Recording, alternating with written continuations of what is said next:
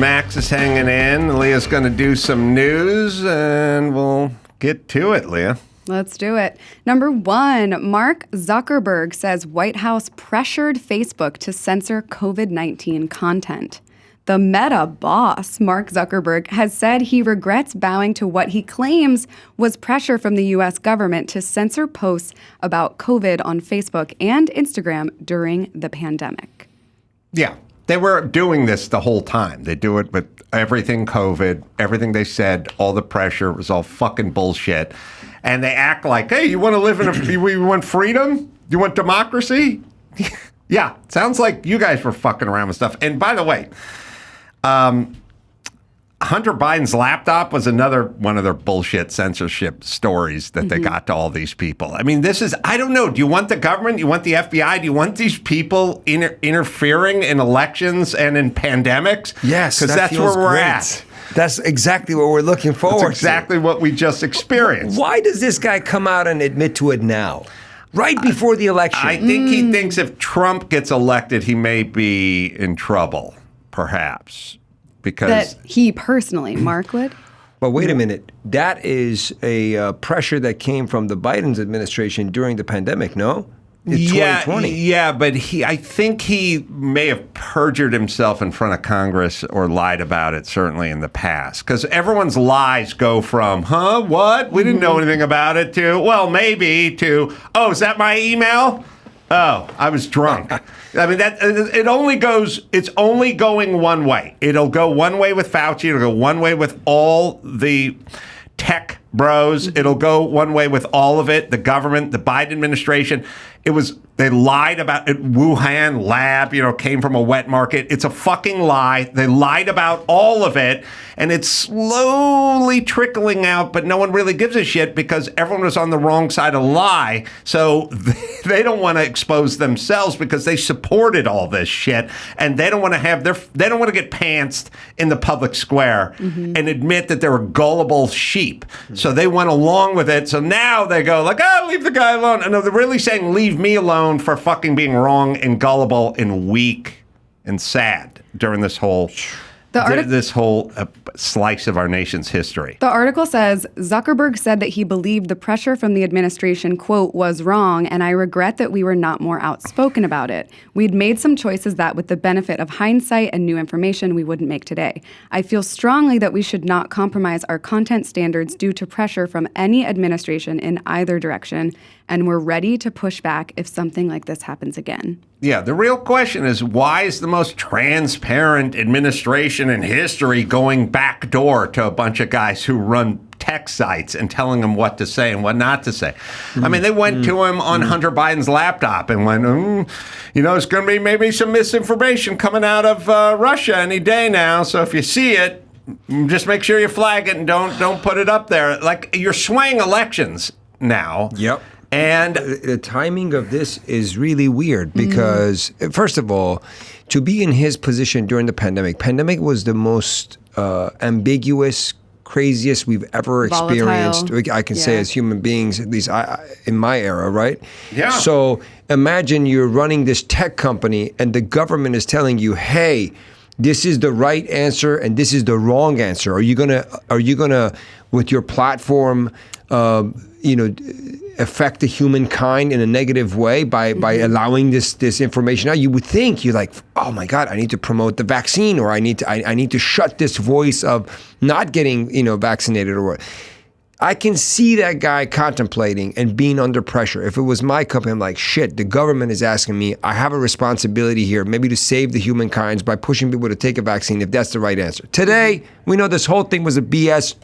At least we think nobody really knew the exact answer, and we know so much of it was absolutely wrong, right? So the question now, the bigger question is, why you come out with this now, right before election? Who are you threatening? I'm glad it came out because now we know that these companies really change the narrative. They control the future, in my opinion. Yeah, and he's not giving any money to any politicians. this time around. So I hear. So yeah, they got to him. The government got to him, and they pushed the COVID narrative, and they fucking lied, and everyone should just know it. And the people that don't want me to talk about it should eat a fucking swollen dick, you cowards. Yes. Damn. Engorged. Oh my God. They don't want to What fucking hear happened to me this talk dick? about it. Just got excited. Okay. It saw the wrap on my. Oh, a holographic wrap on your dick? Yeah. Wow, good for you. No, it's not What's the that JJ cost? Siwa one, but anyway. All right, that's what's happening. Listen, everyone, understand you're getting lied to all day, every day. So at least understand that. Well, by we the understand government. that. I think the last 8 years, Yeah. I think we all have become more educated. That Yes. I don't know. I half the country is not aware of any of the stuff we just said. And it's not care to be more so become than aware back of in it. the days. Yeah, more so. That is true. And it's crazy that Facebook literally started as a site where you would vote if people were hot or not. And now it's like, did you interfere in the election or not? Yeah. Well, everything has its weird origins, you know, which is always strange to me because the company starts off as this and ends up as that, and I'm trying to think like, you know, if you go back in this nation's history and you look at, you know, this huge pharmaceutical company, they started off making fudge or something, and then it morphed into something at some point. But anyway, all right, what else we got? All right, Kamala Harris's team is asking reporters for advice on who should get the first interview. Whom do you want us to talk to? Vice President Kamala Harris's campaign is asking reporters for advice about which outlet she should choose for her first sit-down interview as the Democratic presidential nominee. So let me say this to anybody who gets approached from the Harris campaign to give her first sit-down interview after what will have been 45 or 50 days by the time they sit down, which will be the biggest interview in the world. If the Kamala Harris campaign calls you and says you've been tapped to give Kamala Harris's first interview ever, you are going to experience joy and a certain sense of pride, which is, oh my God, what a break for a reporter to give one of the most anticipated interviews ever.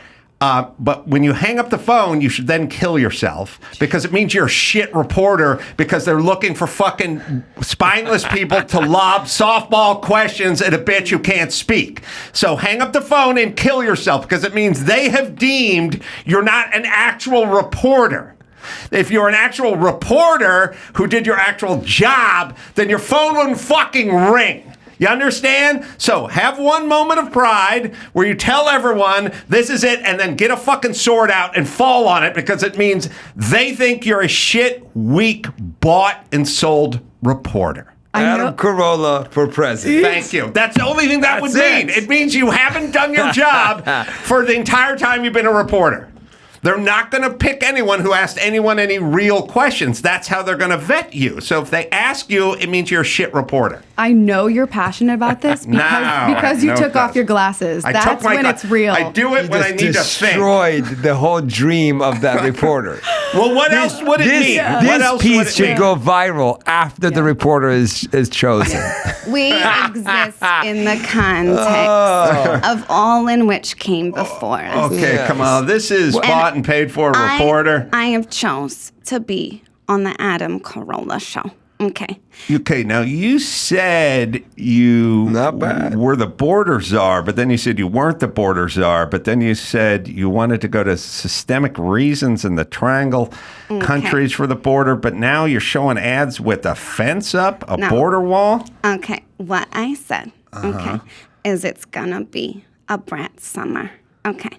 Brat. Brat. I'm a JoJo Siwa fan. I don't know. Charlie XCX. Okay. Charlie Sheen? Charlie XCX. Oh, his ex, Denise Richards? No, Charlie XCX. Charlie's ex, Denise? Brat Summer. Okay.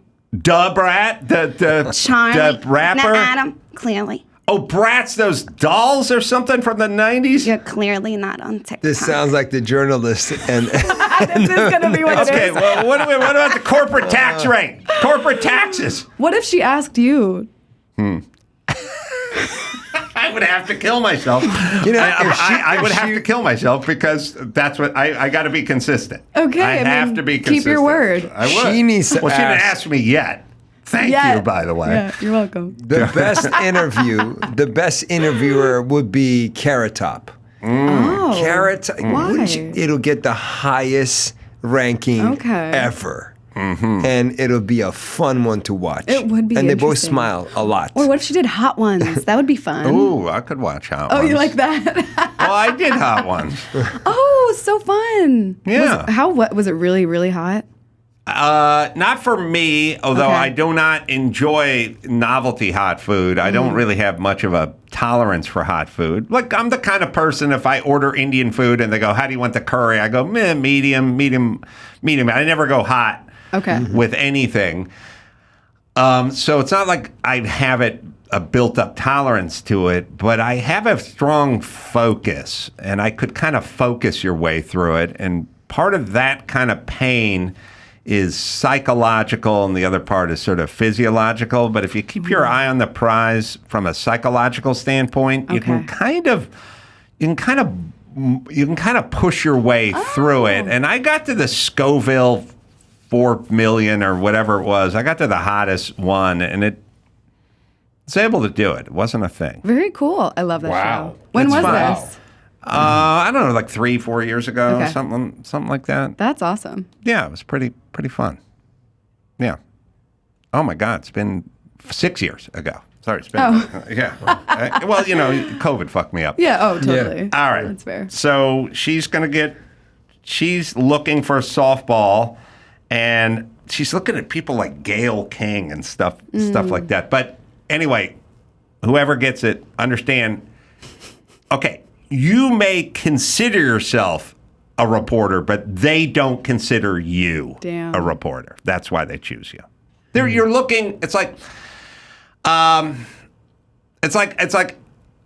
heavyweight prize fighter who has no right cross, and they're looking for tomato cans to pad that guy's record. So if somebody says you want to fight this guy, no, they picked you because they don't think you can fight. 100%. That's what we're dealing with. They're looking for a tomato can. Mm-hmm. You don't know that reference. No. Tomato can. In Rocky. You're like, Joe, is it you know worth it? sports. Was it Rocky? Remember, it was like Rocky 3. And he had to have that talk with his trainer, Burgess Meredith, and he was like, Burgess, like, you shouldn't fight Clubber Lang or whatever. And he's like, what are you talking about? I'm 42-0. I'm the champ. And at some point, he had to go, we were setting you up with fucking tomato cans. We set you up with weak guys. That's why you've won 8 fights in a row. It's not, you didn't fight Clubber Lang. Definitely Rocky 3. It was definitely 3. Good bro call there. By the way, I saw the Cobra poster out there. And it brought some memories. Oh, Stallone? Yeah, I had Cabretti. that in my room when I was like 10 years old. You had a same Stallone Cobra poster in your room? Yes. Wow. Oh, I've changed my mind about you. See, you're Jersey like you vibes. now. That's Jersey vibes. I was a huge Stallone. But everyone loves Stallone, but they don't even know Cobra. Yeah, of course. I knew every movie that he played. I watched everything he played. Yeah, I was a huge fan of Stallone. You should be. And when I moved to California, I was going to UCLA. One day, randomly, I went to this auto shop to change the radio of my car. And as I was sitting there, this lady walks in. She's older. She's wearing the loudest makeup you can imagine. The loudest outfit. Was it JoJo Siwa? It's his mom. No, it was her mom. And I had no idea. So I meet this incredible lady, and we're talking. She goes, what do you do? I said, I'm going to school at UCLA and blah, blah, blah. And I go, what are you doing here? She said, I'm fixing my car. What do you do? I said, on the side, I buy and sell cars. She said, you do? I'm looking for a Volkswagen. I said, okay. So we made friends. She gave me her number, Jackie. And I became a really good friend of her. I had no idea for a year and a half that I was friends with her. Wow. She's Stallone's mom. And she would refer to him. Every time acting or something would come up, she would say, my son's Sly. And it didn't register. I don't know how I didn't catch on to this. And she came to my shows at the Comedy Store. She loved she Oh would my and she she had this ability to like she would read your chart and she would like say a lot of she cool was a things. And soothsayer. she Cool. kept telling me you're gonna be great, you're gonna be a star. And she came to a couple of shows. And one day at her house, I was there and her husband was there. We're just talking and it came up and she goes, Sly, my son, and points at this picture. And I look and it's Sylvester Stallone. Wow. And I lost my mind. I go, oh my God, Jackie. This whole fucking time, you're Sylvester Stallone's mom, and it so just crazy. blew my head. Oh my God. And would've it was gone the insane. craziest day of my life. Have you met him? I tell you the punchline of this story then, Okay. if you're into this. Sure. Yes. So a few months later, after many years of Stallone never working in the acting world, all of a sudden an audition piece came out on Breakdowns. Rocky 5 is coming out, and they're looking for the role of his son. And I thought, oh my God, this is my fucking calling. This Yeah. is it. And I called my agent and I said, you better get me into this audition. This is fantastic. This is for me, blah, blah, blah. She goes, okay. And calls me back and she said, they don't see anybody. It's Sheila Jaffe's casting. They said it's already done. They closed the casting. There's no way I can get you in. I called my agent. He I said, fucking I drove You to drove there. I drove to Jackie's house. My agent said they were only looking for good actors, and then he hung up the bummer. phone. Next I time. felt What an bad. asshole. I already Next felt time. bad about the whole benefit show. And now I They were felt good really bad. actors. So you went down there. I went to her house, my knocked on the gosh. door, Jackie, and she's like, "What's going on?" I said, "Look, they're casting Rocky 5." Rocky 5, Rocky 6, what was it? It's Rocky 6? Rocky 6. And then I was out of my mind. And she goes like, what do you want to do? I said, they don't see me. Can you call somebody? And I didn't know her relation with Sylvester Stallone. They didn't have really the best relationship. But she was so cool. She was like, okay, well, tell them I said they should cast you. I said, Jackie, it doesn't work like that. We got I'll tell them. Gotta read. She goes, call them. So at her house, Oh my I God. call casting. I give Wow. the phone to Jackie. Whoa. And Jackie goes, hello? I want him. He's a great actor, and I want him to play the role of my son. Okay? This is Jackie Stallone. Just put him in that role. And I'm like, I'm melting. I'm sweating. I'm like, oh my Yeah. God, this is not how I'm going to get the fucking role. So she hangs up the phone. She goes, you're welcome. I said, thank you. So anyways, the casting realized and took my name, called my agent, and my agent calls. She goes, I got you the audition. No. I said, but she didn't get me the Yeah. audition. That's I you. got me the audition. Wow. So the rest was history. I did the best audition and never got cast. Damn. That's But you a got great in the story, room. though. That's Yeah. so cool. The now his actual son played his son in two or three, and then died later on. So Oh. not months later, but years later. So maybe it's a omen or an eerie harbinger or something. But yeah, his actual son played his son in three or two. 4 and 5, I think. 4 and 5. Yeah. Okay, 4 and 5, and then 15 years later died or something. Yeah, very sad. Yeah, very sad. Damn. I would have made a great son for Stallone. That would have been excellent. I And would it wouldn't have been better. acting. I would have been even better. Off screen. I'm saying I would have kissed his ass. Off screen. Come on, I got a Cobra. You got a Cobra poster He's up. such a cool dad. I feel like What he's a dad. amazing. I know. Yeah, and I love him for his daughters. Like he comes to the Laugh Factory. He loves comedy. I met him at the Laugh Factory for his birthday. I performed. Never got a chance to say much because the environment sometimes for a lot of these guys, they come in there, they want to have a good time, and Yeah. they don't give a shit about your stories. You like Tango and Cash? Yeah, of course. What's your power ranking between Cobra and Tango and Cash? Cobra all day, every Okay. day. All right. Yeah, 100,000,000%. 1,000,000%. Yes. Tango and Cash got its own, But there's this like allure. this heroism that you can't beat in Cobra. Yeah. And that age and that era. I those were like amazing. Cobra. There are a couple holes in the story, plot wise, but do you know that Cobra was supposed to be the original Beverly Hills Cop? No way. Yeah, there's a crazy But story. look at that style. I mean, Speaking of Jersey, look at that style. Oh, totally. he Oh wore, my God. Now he did a few things. He wore sunglasses everywhere. Like when he went inside a dark supermarket to shoot it out with a madman, he was wearing his sunglasses. Then later on, he commandeered a Harley and took off on a beautiful sunshiny day. No sunglasses. Oh, Didn't when wear you need 'em. sunglasses when you're riding a Harley. That's funny. Yeah. Do you know who got the part? Yeah. This kid, if I can remember his name, very difficult last name. And the kid later on got another part from me. From you. Oh my gosh. Yeah. His name was Keeps taking Benedict Arnold's his name. Keeps taking your parts. I forgot his name right now, but I auditioned 3 years later. There you go, Milo. Milo, and it's very hard to say. Oh, his last from name. this is Us? This is Us. That guy? And Yes. Gilmore Girls. I don't trust him. Yes, No, that he should got have the been role. you. He has a. Damn. If you see his lips, he has the same thing as Stallone. He has that lazy lip, bottom lip going. Yeah.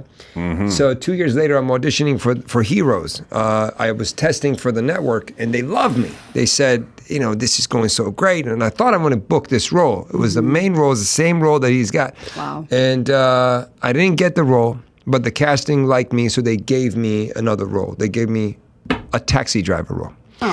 Here Offensive. I am, the Persian, Iranian. They're like, oh, let's see, make him the taxi driver. the just accent. have him sit there and go, hello, buddy, where do you go? Okay, thank you very much. So I got that role, right?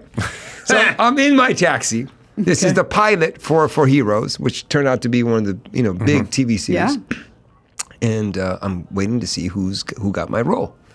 And door opens and Milo sits in the car. And I go, holy shit, again? Yeah. My God. Damn. You should put a hit on But this guy. He's ruining your career. Imagine how many Cybertrucks you'd have by now. There you go. If that guy was never born, Oh, my you'd be God. lousy with Cybertrucks. You'd be giving away like Elvis gave away Cadillacs. Wow. All right. What else? Sorry. What other story were we talking? Yeah. What were we talking about? Well, would you like the new news story? Sure. We were all talking right. about Kamala. Oh yeah, Kamala. Well, that's good. Yeah, we're done with her. Okay. An Ohio prison holds first ever 5-course meal open to the public on facility grounds.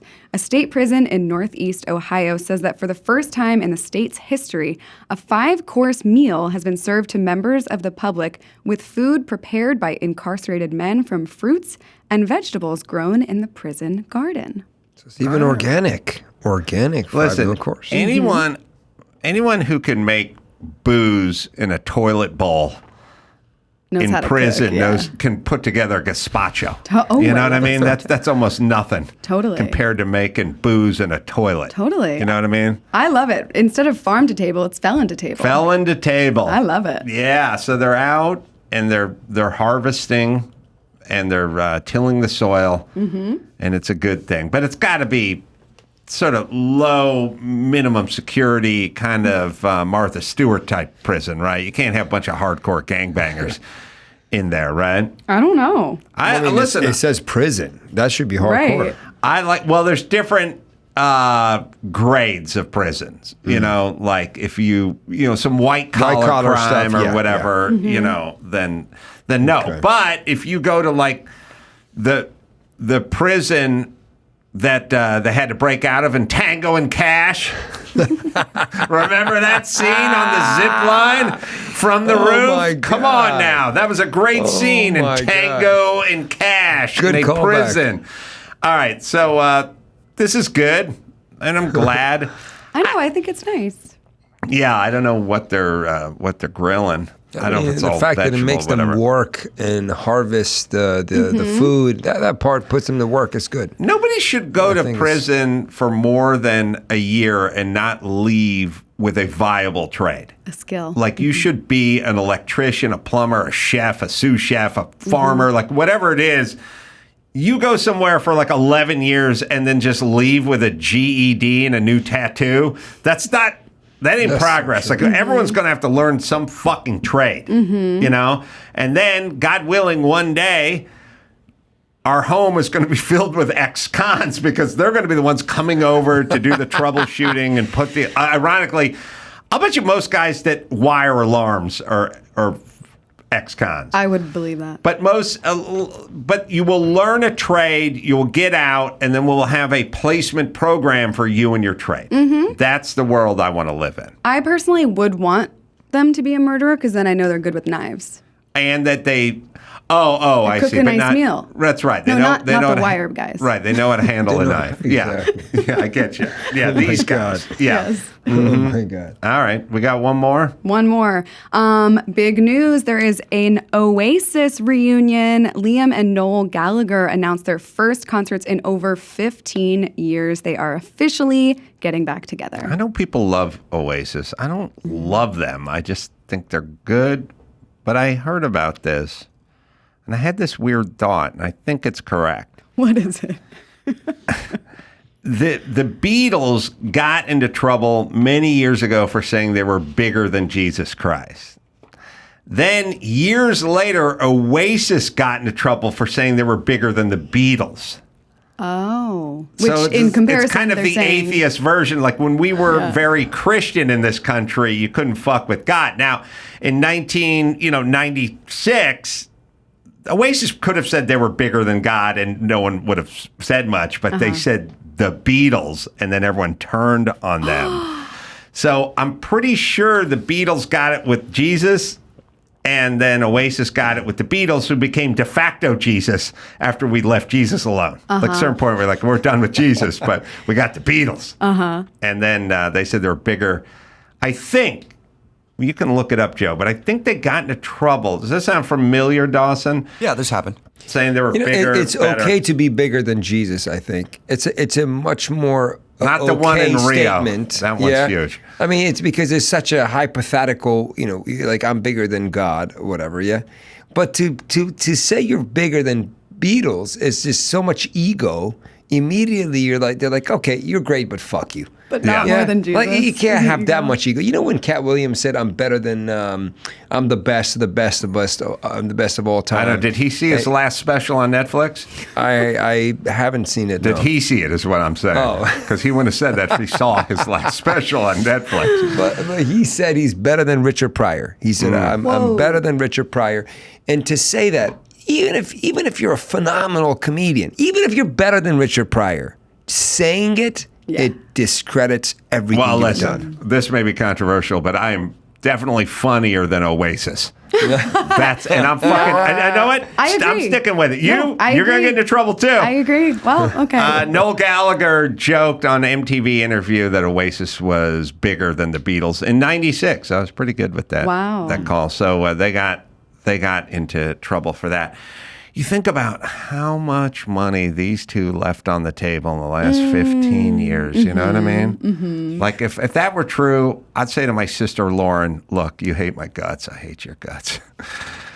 We both think that Dad treated each other better when he hated both of us, but we got millions of dollars here, so let's just fucking go out on stage and fake it. Just fake it, and we'll stay in separate hotels.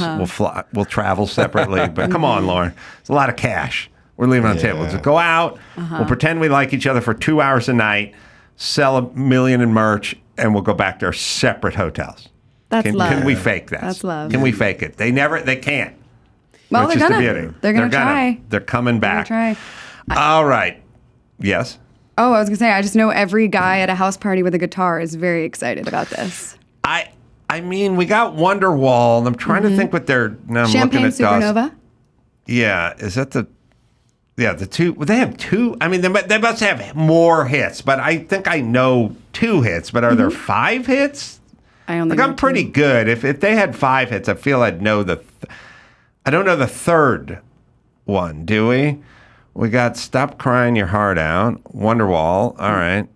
Don't look back in anger. That's the one we know, right? How's that go? That's the one that you think is the other song, but it's that. Wait, don't look back. All right, play "Don't Look Back in Anger." That's the song that you know, but you don't know the title of it. Okay. All right, Max. Let me give Max a plug. Leah's going to hang out because we're getting into some Thank you. astrology next. Yes, I can't wait. And I don't want to run that battery down on your Cybertruck sitting out there changing colors. You're awesome. I wonder if a gecko lizard sees that truck and goes like, "Oh my God, the mothership! Like I'm home. I'm home. Take me. It's Valhalla for anything that changes colors." Max, dates coming up. Where and the podcast Wild Truth with Max Amini. Should we go to your website, Max? Instagram. I think Instagram has everything. Yeah, TikTok and Instagram. Max Comedian. My handle is super easy. MAX Comedian.